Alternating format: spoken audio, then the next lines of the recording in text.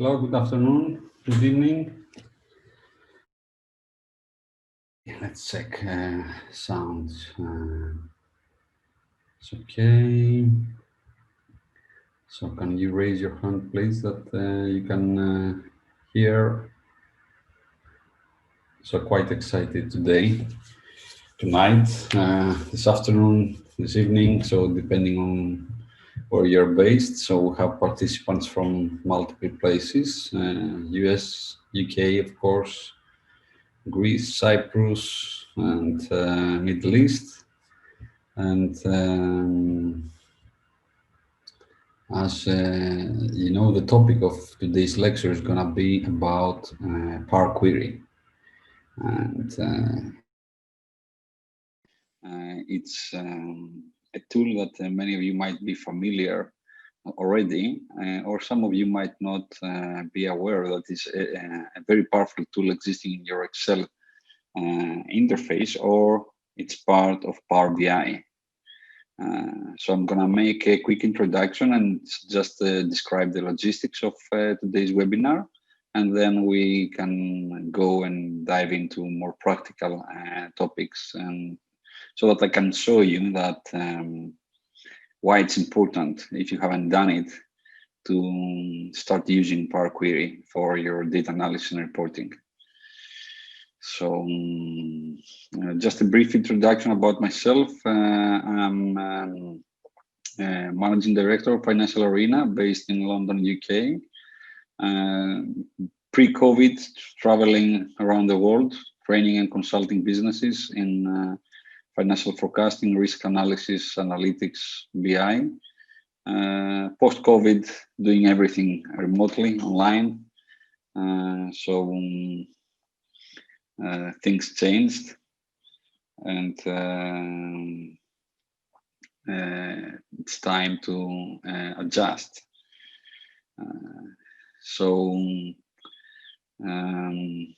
I have a wide experience in finance industry, coming from portfolio management and trading, but later moved on to consulting multiple businesses in different sectors, so with focus on, of course, finance, which is my background. But whenever there is data, there is a need for analysis and reporting. So real estate, retail, hospitality, oil and gas are some of the projects I've done with clients around the world. And on the training field, I've trained people almost in 10 different countries. That was the pre-COVID situation, traveling now. Less traveling, more time with family, of course, which is nice. And doing things online. And here down, you can see my contact details. Feel free to contact me either through LinkedIn or send me an email. If you have a passion about learning on risk analysis, reporting, or financial modeling, you can reach out. As I said, the topic is about Power Query, and I'm gonna just make a quick introduction of what is Power Query in case you're not familiar. So Power Query, it's now it's an integral part of Microsoft Excel. So if you have version 2016 and later, you can see that Power Query it's already in your spreadsheet. So if you go on the data tab and you go and you will see there is a section here that says get and transform data here. This is maybe one of the most powerful tools in your laptop or your desktop PC, and you don't know that. So make sure that you follow through that. Any questions you might have, feel free to ask. And let me see why. So we still have people coming, joining. And of course, Power Query, it's part of Power BI. As I mentioned, I'll show you during the webinar how it looks like in Power BI. It's exactly the same after the latest updates from Microsoft. Now, the big thing here, Power Query is free. You don't have to pay for that. So it comes with Excel.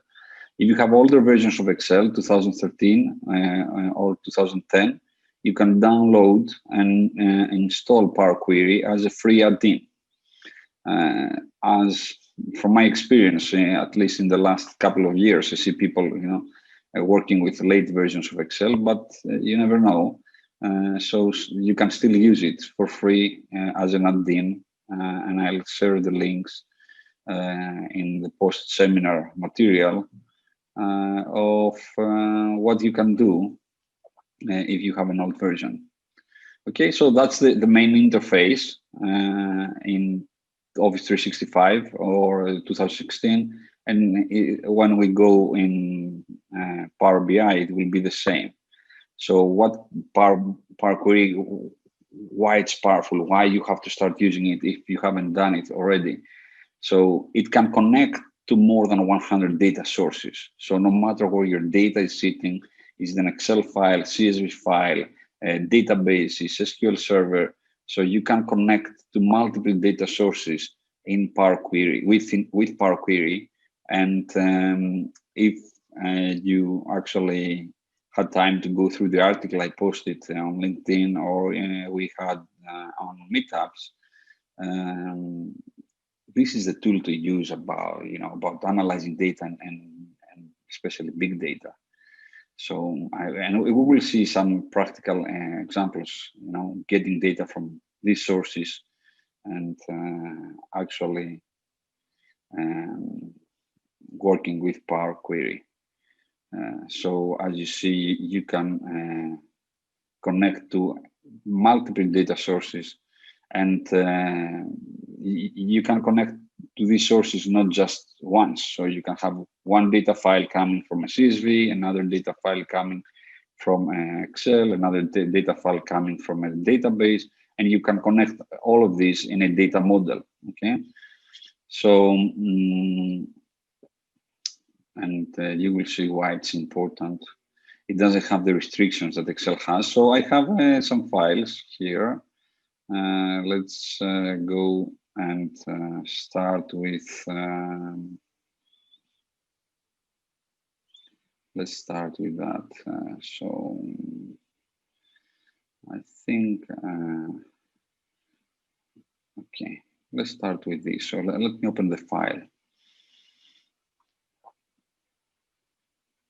So that's an Excel file. It has multiple tabs with customer information, dates, geography, products, and online sales. So this is our transactions here. We have the date, the product, the customer that made the transaction. So you might be pulling the data from an ERP or a database. So let's assume we have this data and we want to combine them and build a report. Now, in case we didn't have a tool like Power Query and we wanted to do that in traditional Excel, we would have to do a lot of VLOOKUPs to combine the data, because as you see in this table, there's no full detail on the product, the actual product. So it's just a product key. So we would have to create a big flat table in order to create the report, which is not practical, it's not best practice, and it's something you should avoid. So I have the multiple data here, and I want to put it in Power Query and then analyze it and build the report. Okay, so what I'm gonna do, I'm gonna open, I'm closing the file, which is my source file, okay?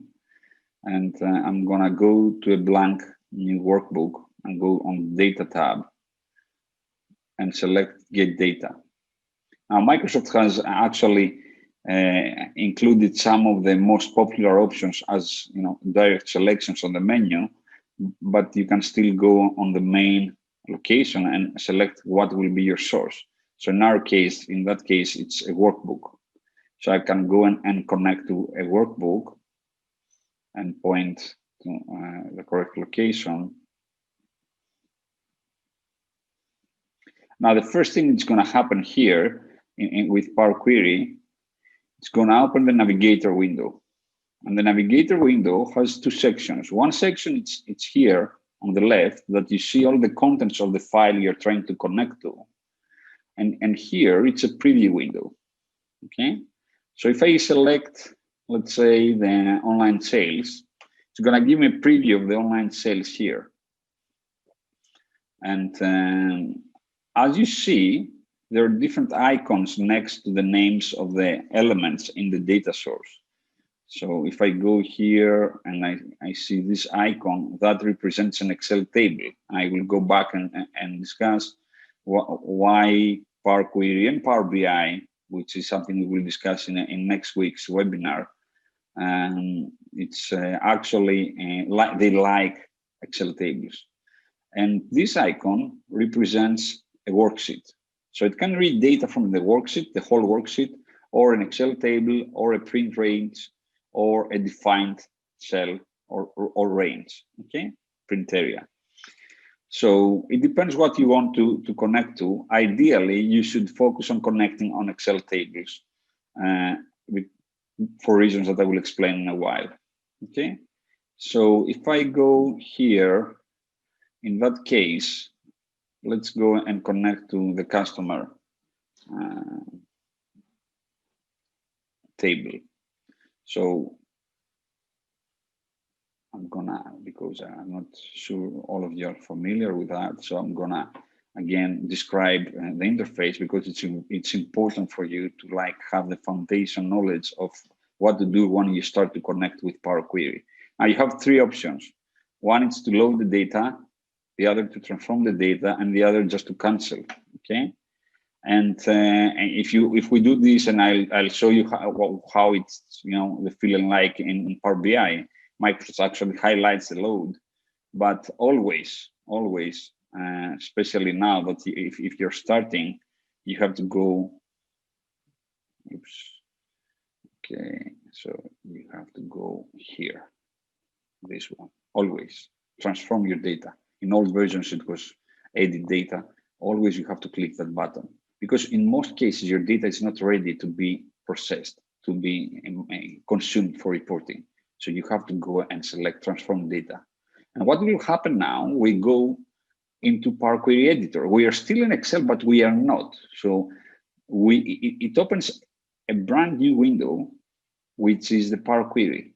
And let me walk you through the interface quickly. So I'm going fast, but the webinar is recorded, so you will have access to the recording, and you can, watch it again, and you will have also access to the data so that you can practice. But still, if you have questions at the end, we will have a Q&A session. Okay. So let's see. It feels like Excel, but it's not Excel. Okay. It's a totally different story, totally different monster here, because it's super powerful. So have the Home tab, which has multiple options to play with your data, transform your data, prepare the data, analyze it. And we have the Transform tab, the Add column, and the View. Okay, and again, the Transform has the main transformations, and Add column has similar transformations. We will see as we go into the examples more about the interface. Now here, if I expand that, I will see all the list of my queries. Here is the main query area where I see the data. And now the most important, when I first, realized what Power Query can do, I was like, wow, what is that? Very powerful tool. It is the applied steps here, this. So this is the most magical aspect of Power Query. Power Query has a memory. It remembers whatever step we do with the data. And when we add new data and we want to refresh the report, we don't need to do anything. We just add the new data either in the file or in the folder, because we can also pull data from the folder, and we just refresh. And Power Query will repeat the steps that it's going to record as we make transformations. And as you see here already, it has done 3 steps: source, navigation, and the change type. Okay, and I'll explain what that steps are. And of course, here is the query name. So best practices, first name your queries, okay, properly, so that makes sense from the business point of view. So this is the customer's query. Always the first step in most cases, okay, 99% in most cases, the par query, the first step is the source step. What is the source step? Now, if you haven't used par query so far, you have to go to the view tab and activate your formula bar so that you see what is happening in the background. You don't need to learn to code. You don't need to have an IT background, but it's good to understand what is happening. So what is happening now, it says, I'm gonna get the contents of the file, which is an Excel workbook, from that path, which is the path I pointed when I said connect to this file. And then it navigates where in the customer table from the data. So you see here all the elements that it found that was, you know, the contents of the navigator window, and says, I'm gonna go and give you the data from where? From the customer table. So that's what the navigation is doing. It's bringing us the data. And then the last step, it's an effort by par query to actually define the data types, which is very important, of each column. So we have these options of the data types. If it's a number, if it's a text, this is critical, and it causes sometimes a lot of you know, troubles if you're not careful with that you know, element. So let's see what we have in this data. So we have customer key, full name, email address, mailing address, customer type, the date of first purchase, and you see we don't have actually in the database, it doesn't have any hour information, so I can go and change the data type from date time to make it a date.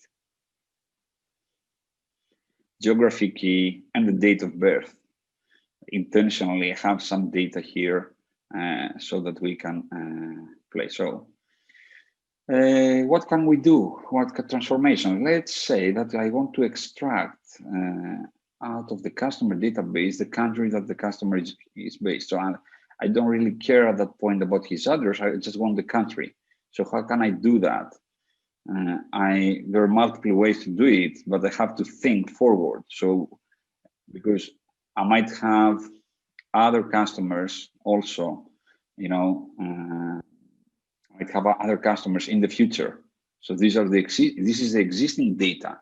But if I have more customers, more products, more transactions, I want to prepare, you know, train the query in a way that it's automated and it does the same transformation in the future. So I see that there is a pattern in the mailing address. There's the address, the city, and then I see the country repeating. So let's assume, let's go here and see what it looks like. So it seems that the country is always at the last element after the comma. So I can go and say, as we could do in Excel, so I could go and say here, either with a right click and say split column, but I have more options compared to Excel. By delimiter, by number of characters, by positions. So see, say, but in my case, I would say do a split column. But do I want to do a split column, or I just want to extract the data out of all this? So it really depends what you want to do, what you want to keep. Now, be careful. In the menu, we have the transform section and we have the add column. If you click on, now we are on the transform, and you see that we have different different options, different buttons for you know, replacing, cleaning, and doing stuff. If I click on the add column, I have similar stuff, but it's not exactly the same. Now, if I want to keep the mailing address and add a new column, where in this new column I will extract the country, I will have to go to the menu and select the add column.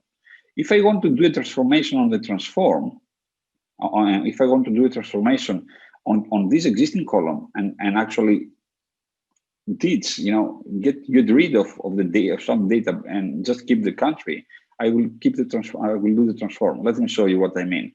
So if I say add column, and I'm gonna say in the add column extract text after delimiter, and the delimiter It is from the end of the input, say comma. What it did, it went from the end, found the comma, and extracted the country. Okay, so that's one way to do it. There are multiple ways to do that. Now, what's the magic here? Because that's something pretty much you could do in Excel. But what's the magic point? The very powerful thing with Power Query here, it is this here. Because it just recorded that step. What does it mean? That if in the future, tomorrow, I have new data coming from my ERP, my point of sales with new clients, and these steps are recorded. Imagine that's a super smart macro that is recording whatever we are doing, and provided that the data is in a similar structure, I don't need to do anything. I just create a report. I take some pain today that I will build the query and clean and prepare the data, create the report, and that's it. Then your report in the next day, in the next week, it just takes seconds to refresh, and that's it. So, and I can actually go and if I want to be, following best practice, I can go to the specific step and rename it and say, describe what exactly I did. So I say extracted country name. And if I want to be even more specific, I can go right click the step, select properties, and right here, we extract the country name from mailing address. And once I do that, I will get that note, and it looks like an Excel comment, okay? So that's very important for you to document what each step in the process for yourselves and for others, that they are looking at your report and see what you're doing with the data. Now, something important here, whatever I do now in Power Query does not affect the source data, the Excel file that we used to actually get the data.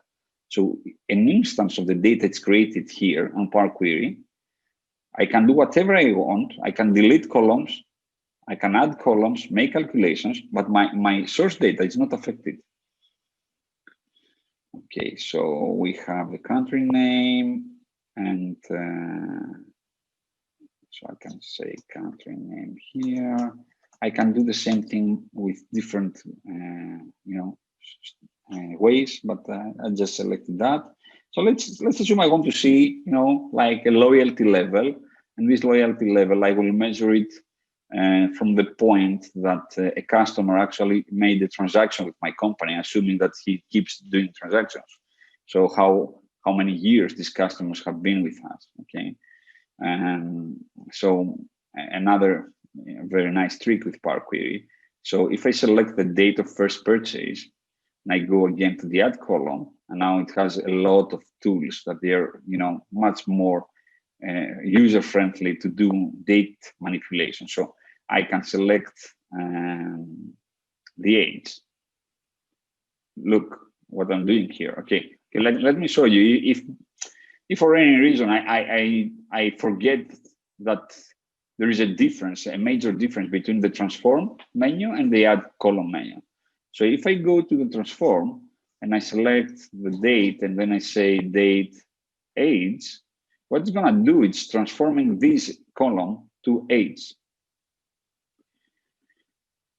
which is something I didn't want to do. I wanted to keep the date of first purchase. So can I correct my mistake? Yes, I can go and delete the step. And actually, if you click on every step, you see how your data looks like at every step in the process. What is going to load in the report, in Excel, in Power BI, it's going to be the last instance, the last step, how the data looks on the last step. But it has memory, and the order of the steps matters.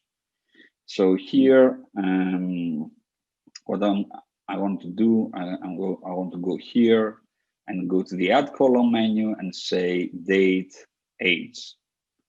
And then I'm selecting these, and now I go to the transform because I don't want to build an extra column based on that.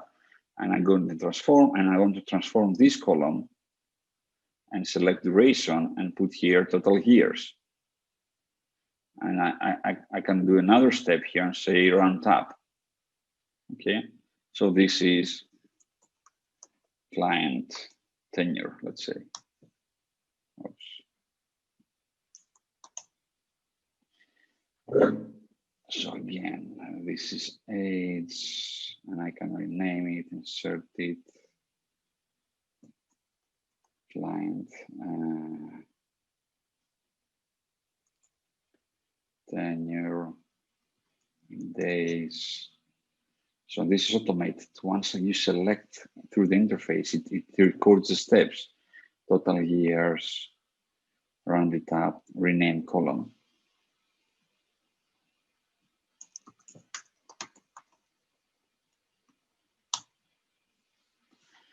And I will do the same with the date of birth so that I have, the age of my clients and maybe, make a marketing campaign targeting specific age groups, as we will see in a while. So date of birth, and I will go add column, say date, age, select that, go to the transform, and go duration, years, and then go round up, have the age, client age, and now I'll show you another magic here. What's that magic?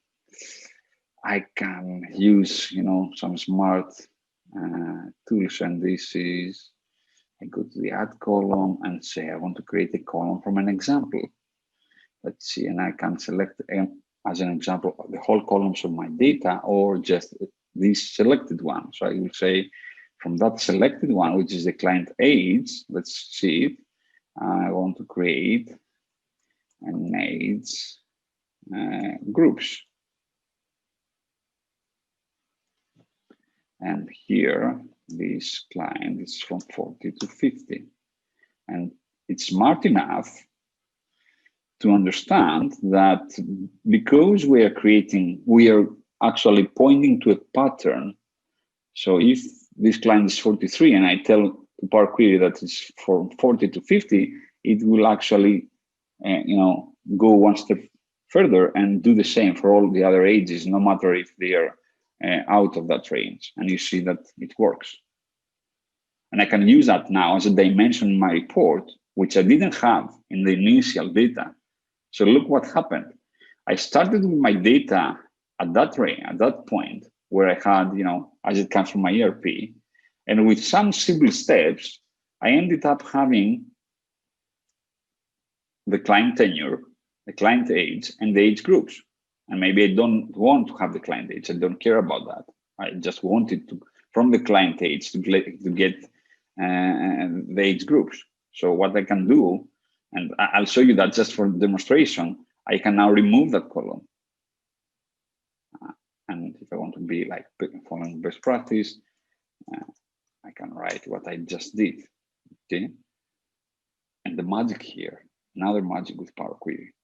If you were doing that in Excel, you would get refs, removing what? The ingredient of the calculation of the age group.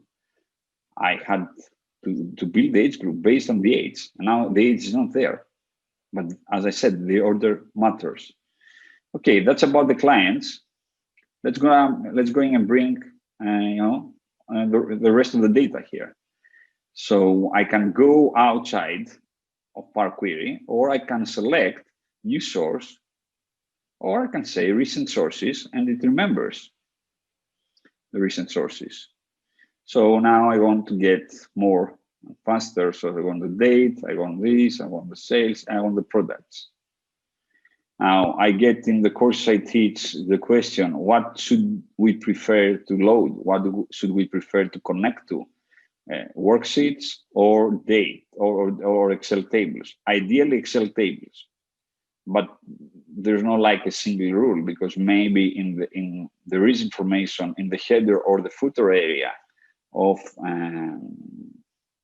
your report that you want to actually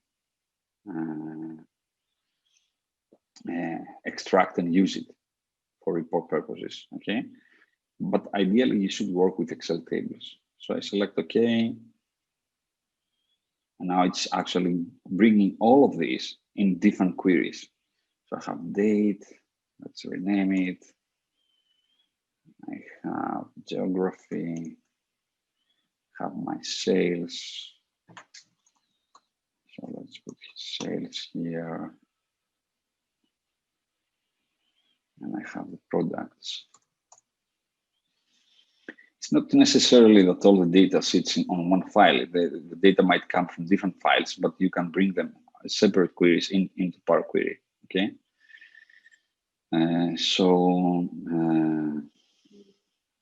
Here, as you see on the sales, again, deliberately, I have the quantity and the price, but I want the sales amount in order to do my reporting. So I can create a new column, although it does not exist in my report. So I can go and say custom column and say this will be sales amount or total sales. And this will be, you don't need to type, you just double click here. It will be the sales quantity multiplied by the selling price. And boom, you have the sales amount. And I just make sure this is a fixed amount. And if for some reason I don't want to have some of these columns, I can get rid of them. It doesn't matter if, I don't destroy the source file, as we said. Geography date, let's just double check this. So this is fine. So now we have all the data connected from the Excel file, and let's go and see how we can build our report. So, okay, it was fast. So I'm gonna go one step back. Look how fast it's loading the data. And even if it was 100K or 1 million data or 2 million, it's actually built for big data. So I'm gonna go back and explain here. In order to load the data for your report, you have to go to the close and load, and you have two options: close and load and close and load too. Now, if you select close and load, by default, it's gonna load the data in Excel, which is something that you might not want to do. You might want to do what? Load to, right click here, load to, connect this as, load that as a connection. So the data is there in the background. You can use it for reporting, do calculations, but it's not loaded on an Excel as a new data set. So you take the data, you connect it from the source, you transform it, you clean it, you prepare it, and then you load it as a connection if you don't want to load it in your spreadsheet. Okay. Now, our data is here. Now I want to actually combine this data. So how I'm gonna combine this data? As I said, and as we will see, we don't do VLOOKUP. VLOOKUP is dead. Although there is XLOOKUP, again, I think it doesn't matter, because there is Power Query. So once I load the data, I can say here, add this data to the data model. So let's load the data to the data model. And do the same for all our different data. So I don't want to load the data. It doesn't matter. I want the data loaded to the data model. So I'll just right click on each query, select load data, add the data to the data model, only create a connection. Look here, sales table has 200,000, almost 200,000 transactions. It doesn't matter. Power Query is powerful enough to handle this. Okay. Load to, only create a connection, add this to the data model.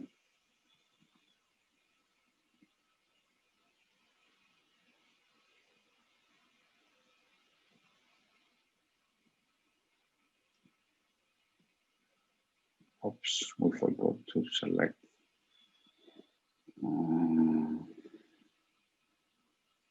To add the data to the data model. Okay, so what do we have here? We have an empty Excel spreadsheet, but it's not exactly empty. So let's save it. So Contoso to go. Save here. Save here. Okay. Now, on my Excel,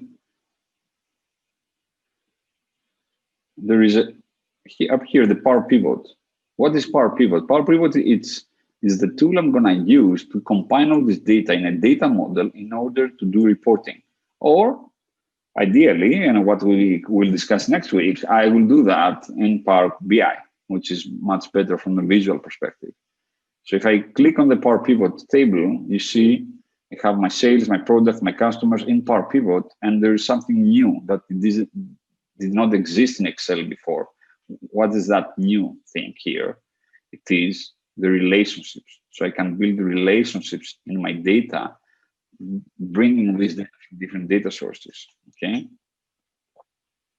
So have products, have customers, have geography. So, and then I can connect, just drag and drop the fields, the common fields. I have unique table of customers, and which is, if you remember, I can go to the data view. Customers, it's 17.5K, but I have 200,000 transactions. So some customers have made more than one transaction multiple times in this time period. So I have a unique table of customers and a unique table of products, and I have my sales, which products and customers get repeated. So instead of creating a big flat table with repetitive information, I have a data model here. So I have the customer key, so product customer here. I have the date key here. And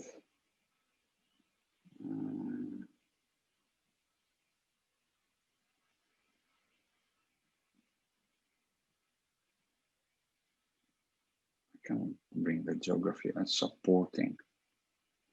So what do we have eventually? We have one-to-many relationships. One unique product is repeated many times in the sales table. One unique customer makes multiple transactions in the sales table, and I build a data model, okay?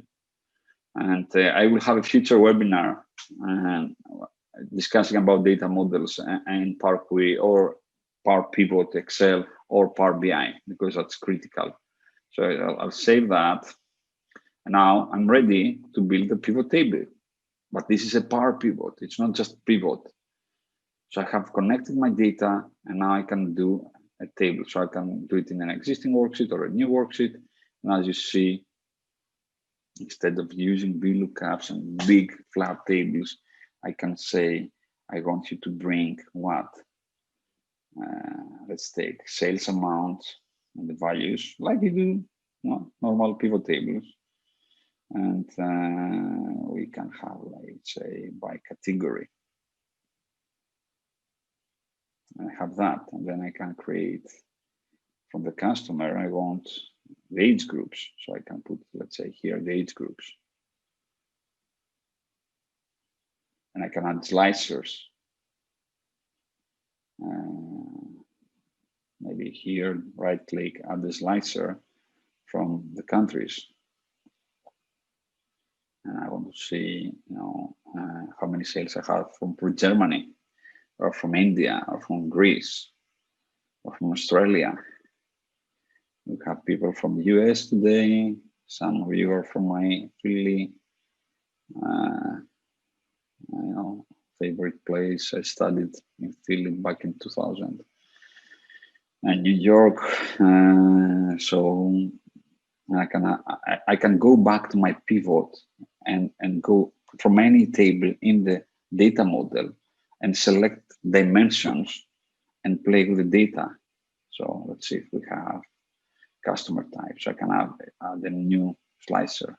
So say, give me the sales just from companies or just from individuals. Okay. So, okay, let's keep that. Let's go and I think most people are from the US today, tonight. Maybe it's too late from some European people, but we have fans from all over the place. So let's see the numbers. Let's spot that 44 million. It is 44.8 million. It is the sales, the total sales in this range here, this age range. Okay. Now what I'm gonna do? I'm gonna like save that, and I'm gonna go to the source file. So this is a source file. No, that was the report. Sorry. So this is source file.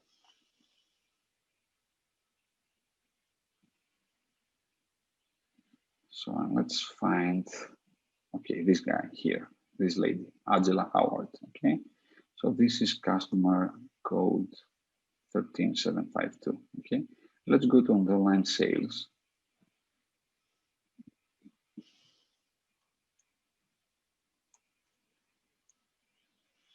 And put that date, product key, let's put the same product, doesn't matter. And let's put, where is here, Angela? Let's go online sales. I do it manually just to show you how it works. So I put the order number. Let's make sure it's not like, okay. Shipping key 123, doesn't matter. Sales quantity, let's say it's a big client, it's a wholesale company. So let's put like 1 million. Remove the zoom toolbar. Is it 1 million? No, 10 million. Okay. And let's say this is masks, COVID masks, you know. Cost is 1 and we sell it for 3. Okay, so we'll make some good amount of money. So this is short data. So imagine that this comes from a system. It does, no one goes and does it manually in today's world. So so that's the source data. Just save it. I don't need to go back to the query. What it's gonna do now? I'm gonna go to the data. So she was a US client. So pay attention. I don't remember her age. So maybe that changes different. So the grand total for the US. With the previous data was 158 million. So let's see what happens if I click refresh here. So refresh all. What it's gonna do now? It's gonna run the query that we created from the beginning. So go to the data, get client data, products, transactions, add the age, create the age group, and here you are. I saw the data change, but not. Let's see. The data did change, but why? Okay, let's really put it up like probably okay, because we have filtered. Okay, I will just put 30 here, and I understand why it's happened, because we have a slicer activated. So let's clean that. So now it's this 214 million data, refresh all.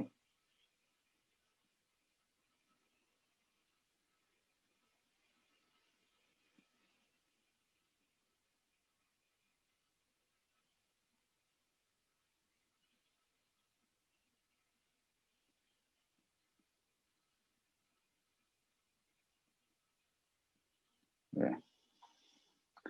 So what it just did, just rerun the whole steps in the query, and you see that our sales numbers updated. Any questions? Please use the chat. Let me see the chat. Chat. So you can use the chat for questions.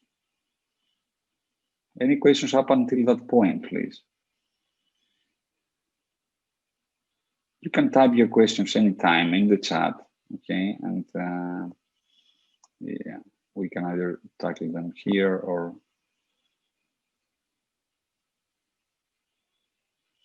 So what we just did, we connected to a data source, created a quick pivot, power pivot report, and the data will update. So I'm gonna leave it here and go and see another file, which is forget VLOOKUP. So that's from a seminar I did back in Caribbean. That was one of my places I was mostly, traveling. My wife was not very happy for that, not because she doesn't like, doing business, but she wanted to come with me, but it was for business, not pleasure there. Anyway, so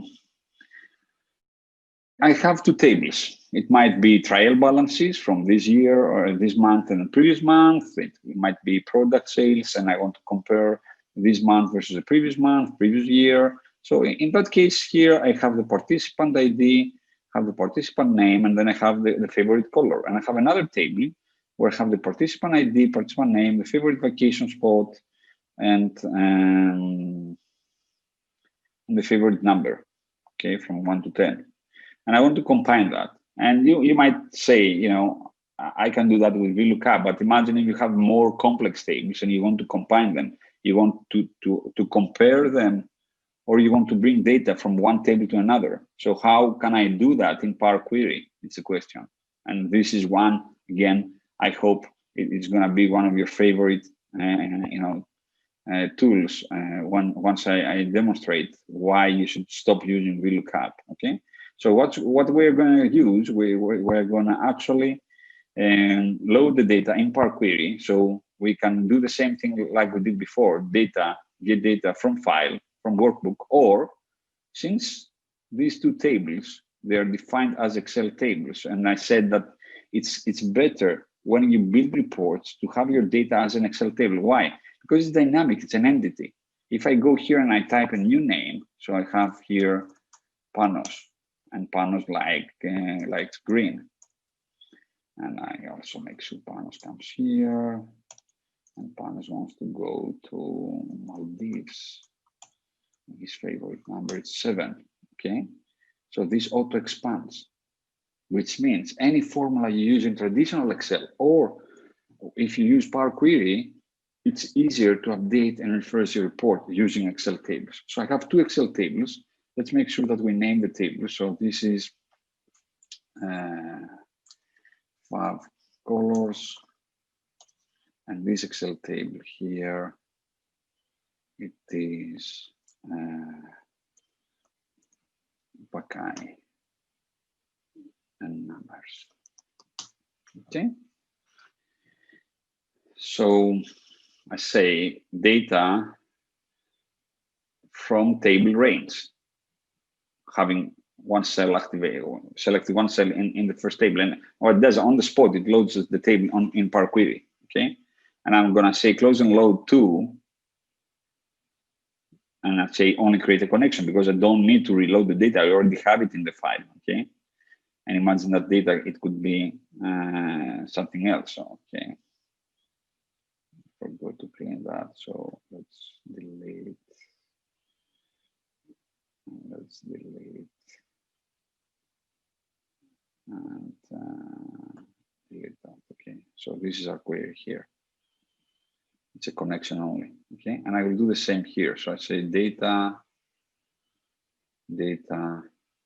from table range, and opens Power Query and loads the data from that table range. And I have this. Okay. So now in Power Query, I have two tables, two queries, the favorite colors and the vacay numbers.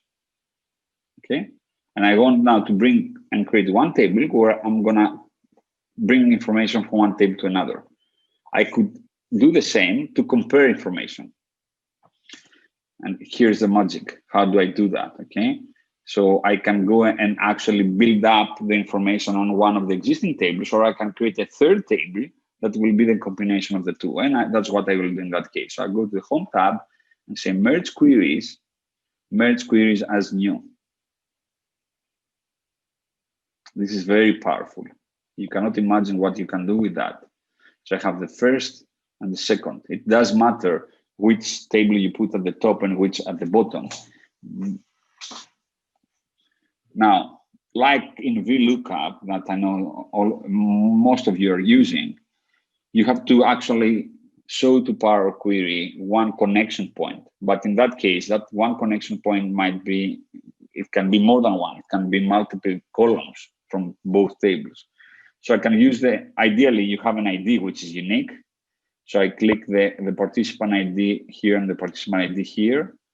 If I didn't have that, I can create a combination of columns, and the order that you select the columns you want to actually compare and match the two tables, it matters. So here it doesn't, we don't need that. Okay, so I'm gonna go just with the ID. And now the powerful thing here that of course does not exist in Excel, in traditional Excel, it's that section here. You can join, you can compare in different manners. How? Let's see. You can say left outer, which is what? Okay, to IT. So let's look at the parentheses. All from the first table and the matching from the second. So you might have a master table and you want to bring information and compare with the second table. Or you can say all from the second and then matching from the first. Or you can say all rows from both.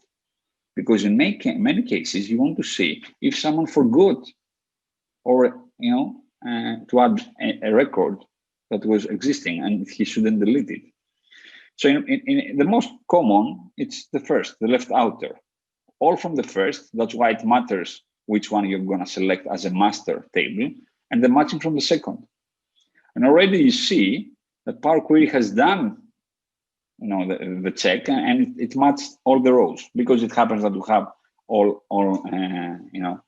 participants in both tables. And then I click OK. And if you are not impressed so far by what the powerful, this functionality of the merging of tables, see what we can do here. It loads a new column, which this new column contains all the information from the second table that we matched based on the participant ID. And if I go in this icon up here and I click on that, I can expand and select what I want to bring from the second table. So imagine in VLOOKUP, you had to do that multiple times if you wanted to bring multiple columns. Here I can bring the whole table, the second table, and combine it with the first. So I don't want to bring the ID because I already have it, or the participant name, but I want to bring the favorite vacation and the favorite number. And I don't want to use the original column name, which would be vacay numbers, but in some cases you might want to do it. And I just press OK, and what happens? It's just bringing the information, and that's it. Now let's go back, let's close and load. And now I will let it load as a new table, and here I have my combined information. So so this is a result, and this is this should not be here. Okay, and this is a source. Let's put it here. And let's look what will happen if I add here. I have Dimitris, and my favorite color, it's navy blue.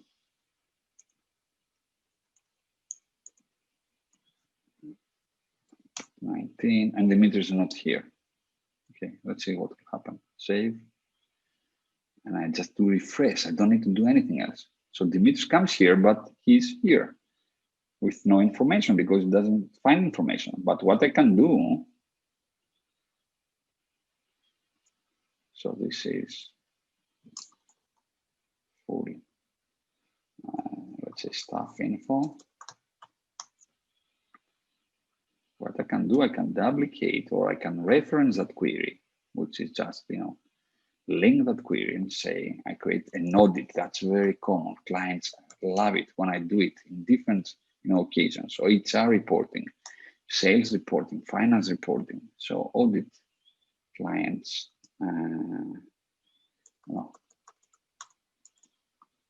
for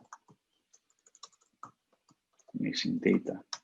What I'm going to do here, I say filter and bring me just the null. So now I have an extra table that will load and say that Dimitris is missing from your source. So it's like a flag but I don't need to look. So I have, like in this last project I'm working, I have a list of 1,000 employees, and sometimes a lot of information that goes into the data, it's manual, and people forget to fill in all the details.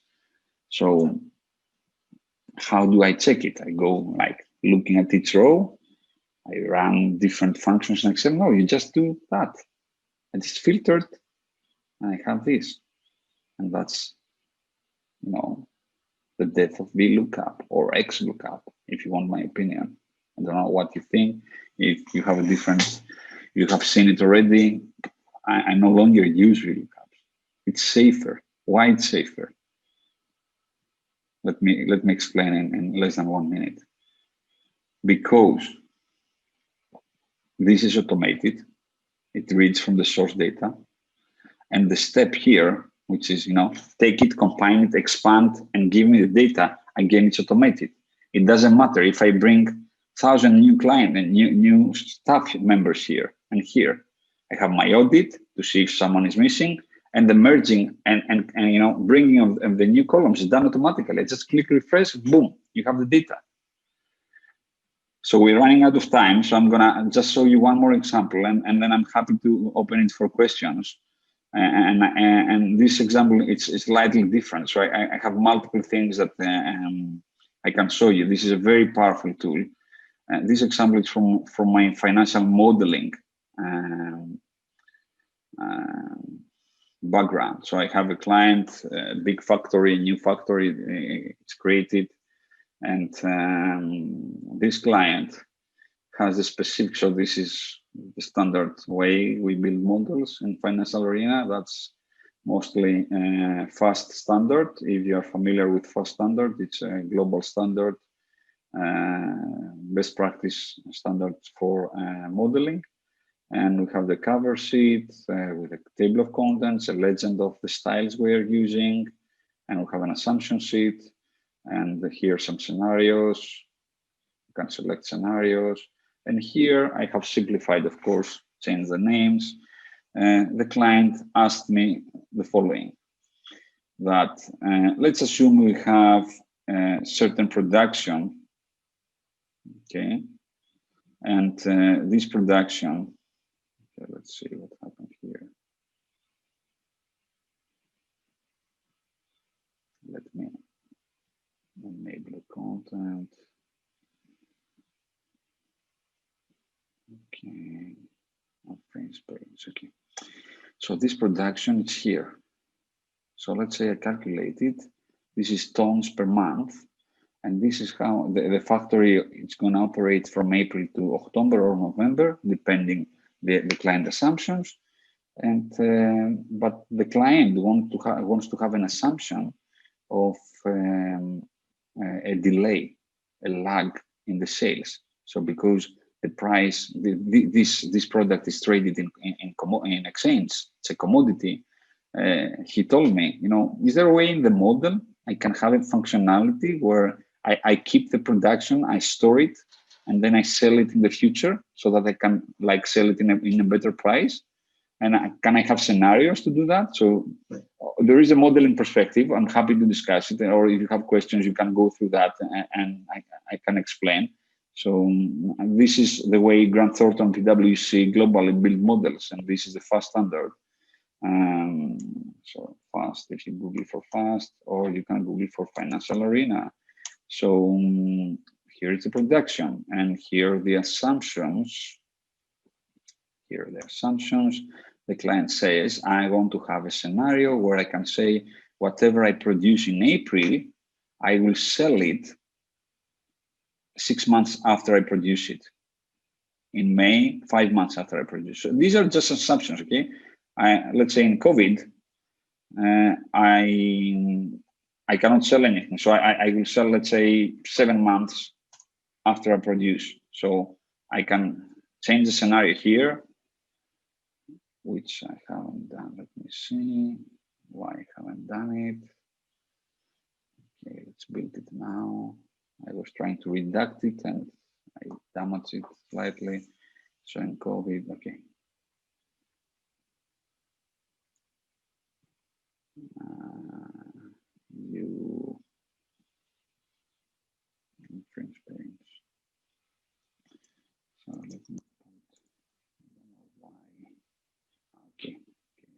see that because I had the, sorry,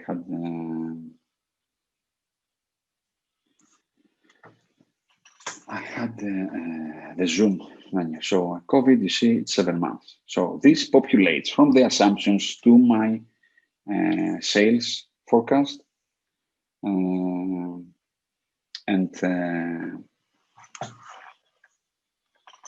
I have the 7 months. So what does it mean?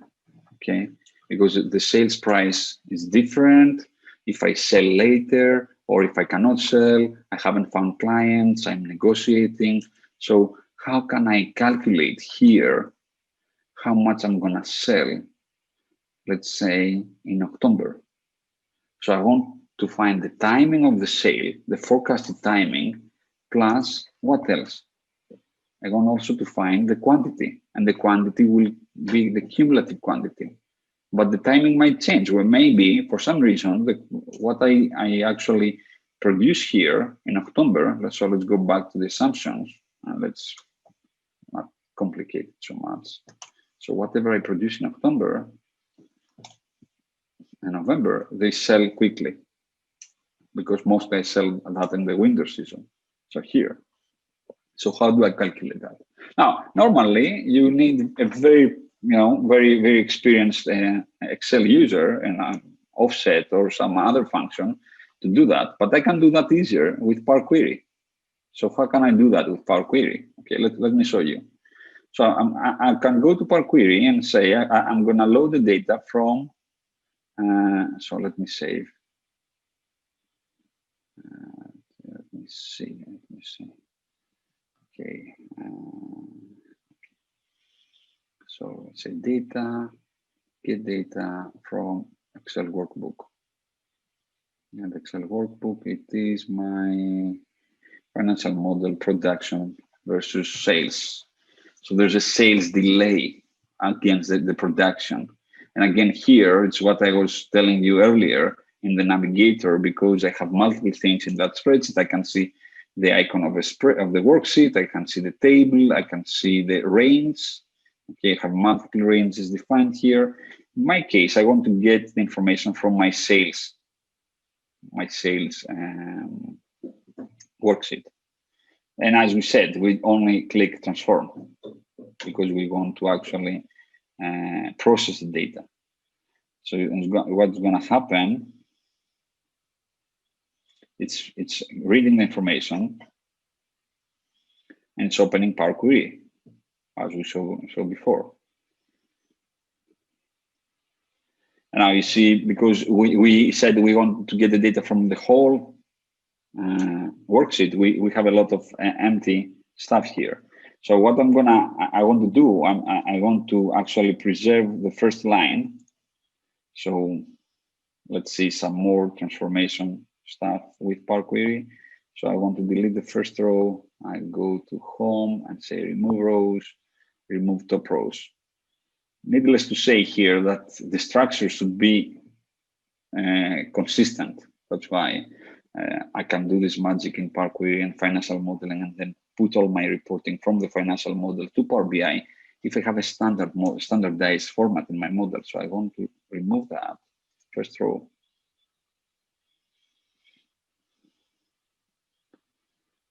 And then I want to update, use the first row as headers.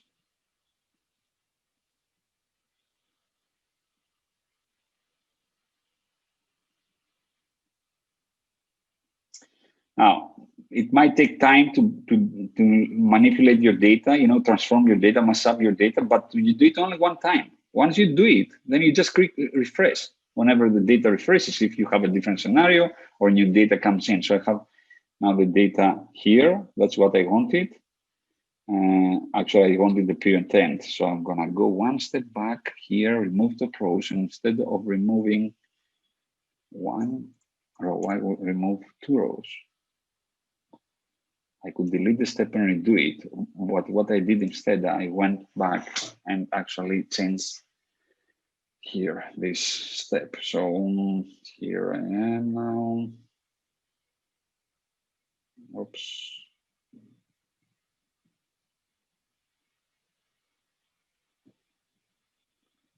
Okay. Now going to delete these columns. I don't need them. And you see the steps are recorded. Okay. And again, Excel tables, wherever you can. And here I want to start from here. So delete that as well.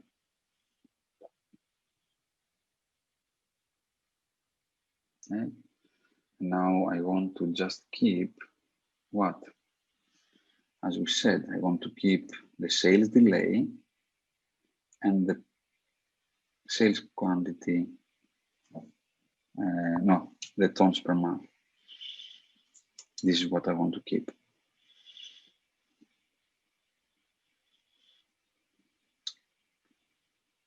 So I have the tons, I produce based on the forecast, and then I have the delay based on the assumptions. Okay. And now I can actually go here to the Home tab and say, again, there is a zoom toolbar. I want to use the headers as a first row. So I'm demoting the headers.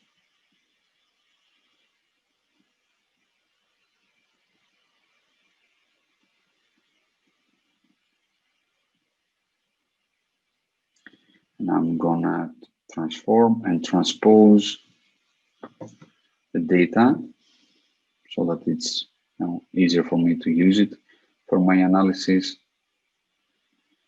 And now I'm gonna promote the first line as a header. I can do it from here, or I can do it from the home menu here on that section. Okay, and here I want to keep just the dates, which does create some issues. So I can say does not begin with column, because I had a lot of columns to the right.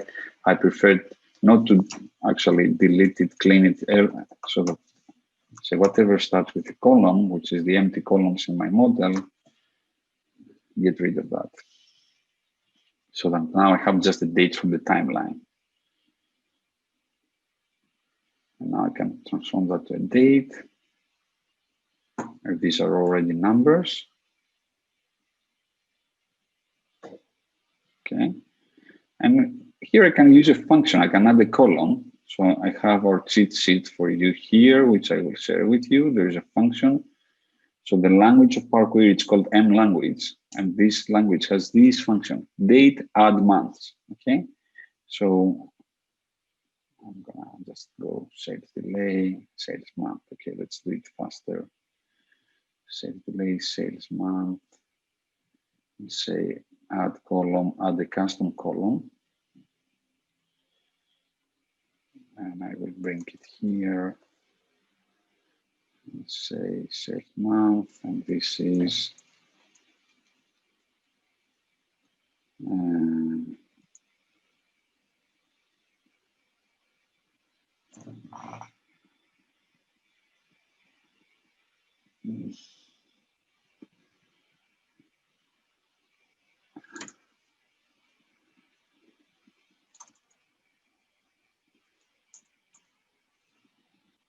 sales delay. Let's see. What it's doing, it's taking this date, this month, and it's adding 7 months. Okay. Now, because some months end here, 30th of September, if I add 7 months, it goes 30th of April, but it might end, this month might be ending as an ending date on the 31st. So an easy way to do it, I go to transform, go to the date, and I say, change the dates to end of month.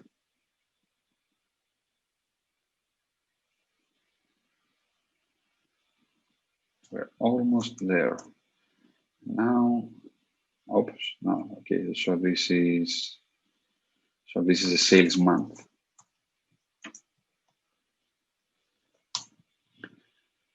And now I can go and say, group by what? The sales month, and do what?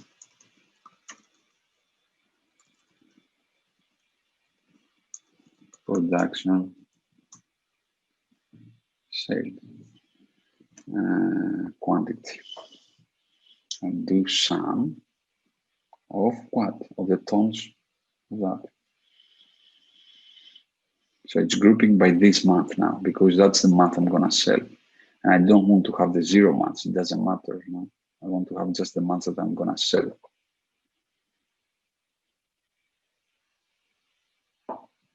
And here we have the aggregation of our sales based on the lag. And now I can use just a sum if to bring that information in my model. Now, the nice thing here is that this is very dynamic, which means if I change here that, let me save.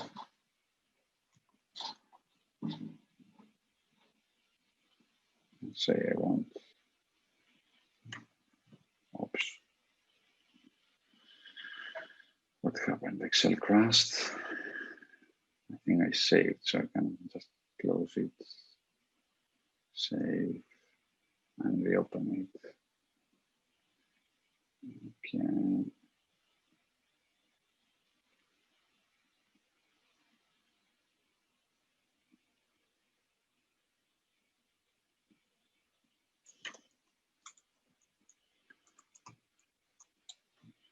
So if I bring the base scenario, and in the base scenario, let's assume that whatever I produce on these 3 months has to be sold here. So you see, well, so let's go and see that. So whatever, so let's see that, let's see the assumption. Whatever I produce in September, October, and November, I will sell it the same month, okay? So I expect to have that information here. So let's do the sum if. So this is a table. Let's name the table. So this is sales lag, and I can say here in the sales forecast that this will be sum if the range will be the months.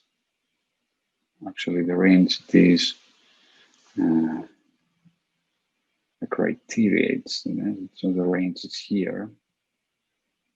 This the criteria. It is this, the end period, comma, this is what we expect to get. So copy, paste across.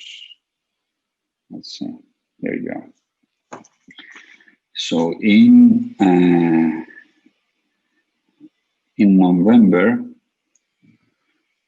okay, but this is based on the previous assumption. So if I change now, what I did, I changed from the COVID to the base scenario. So I have to save and just click refresh. Where is it? Refresh all. Oops, the column COVID was not found. Let's see why. COVID-19. Okay, we have to be careful with this. So let's see the query. If you rename stuff, it might crash. So you have to make sure at each step. So let's see where this go to the error. Even when the query has an error, it's easy to correct. So okay, I can get rid of that because let's see if now it works. Great. Okay, close and load.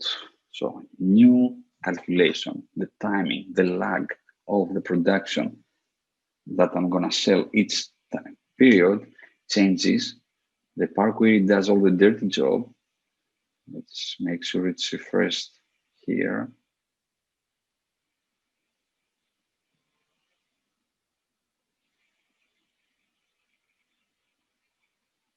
Okay.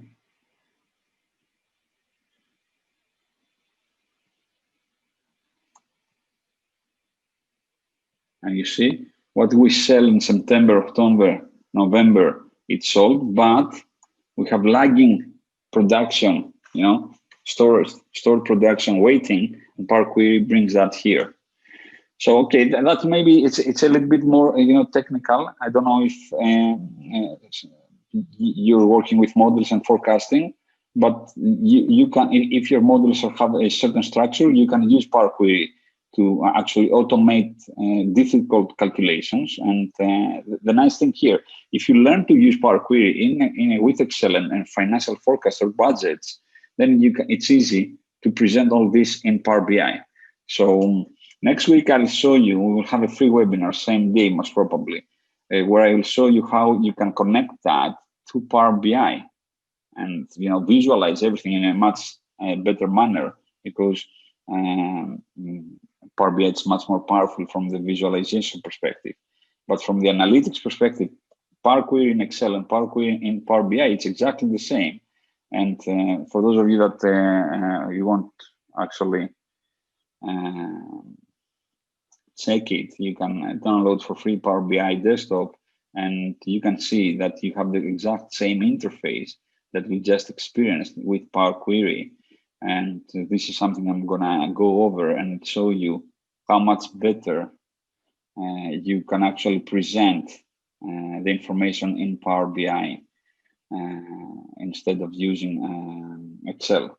So unless there is a serious reason for using Excel, I would advise you to start using Power BI to present your data. So if I go here on Power BI, you see you have similar interaction.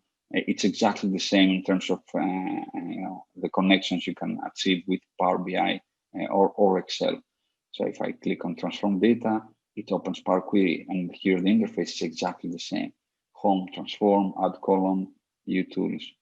But next week I'll show you how a financial model or a business model or anything you do in Excel with Power Query can be done in Power BI and be much more impressive and engaging for your audience. So I really think if you haven't done it already, you have to start exploring Power Query. If you have any questions, feel free to contact me, as I gave you my LinkedIn and my email. It's here.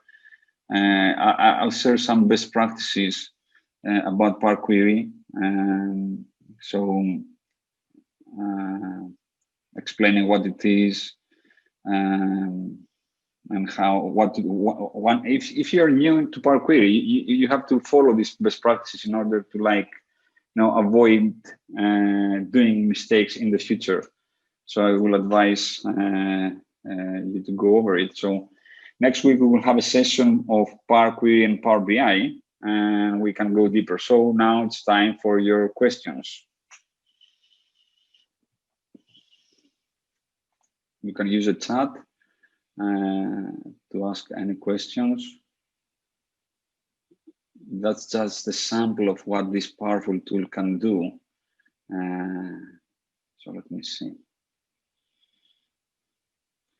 Yes, Power BI is free. So there are three versions of Power BI. There's Power BI Desktop, Power BI Online, and Power BI Mobile. So you can now download, just Google Power BI. I can actually put the link here. Desktop, and download. And actually, let me go here. Power BI Desktop. The latest version, it's September 2020. Microsoft is updating the tool almost every month. So they have invested huge resources in that tool. I advise you to download the 64-bit version. It's more stable. It's already offered in different languages. Next week we will have a session on reporting and analytics with Power BI. But again, sometimes Microsoft forgets to stress that based on my experience, and I have a wide experience in different sectors, many years, have trained thousands of people and seen big companies with thousands of staff and a lot of data, no matter the software they have, the license they are using, you know, Oracle and different ERP systems, it doesn't matter. They are using a lot of Excel to do reporting, but Excel, it's not good enough if you don't utilize the latest technologies, which is a Power Query. And Power BI, actually, it's based on Power Query. So in order to prepare, analyze your data and do reporting, you have to learn Power Query. Sometimes people say, okay, I know how to use Power BI because they just throw, you know, 4 visuals in a canvas, in empty canvas, but that's not BI, that's not analytics. You have to do more than that. So you can go here and download that for free. And you can fully use it, okay? So yes, the link of the Power BI will be on LinkedIn and on the meetup. And that most probably, as I said, will happen next week, same day. I'll let you know soon enough so that you schedule and you can join. Any other questions?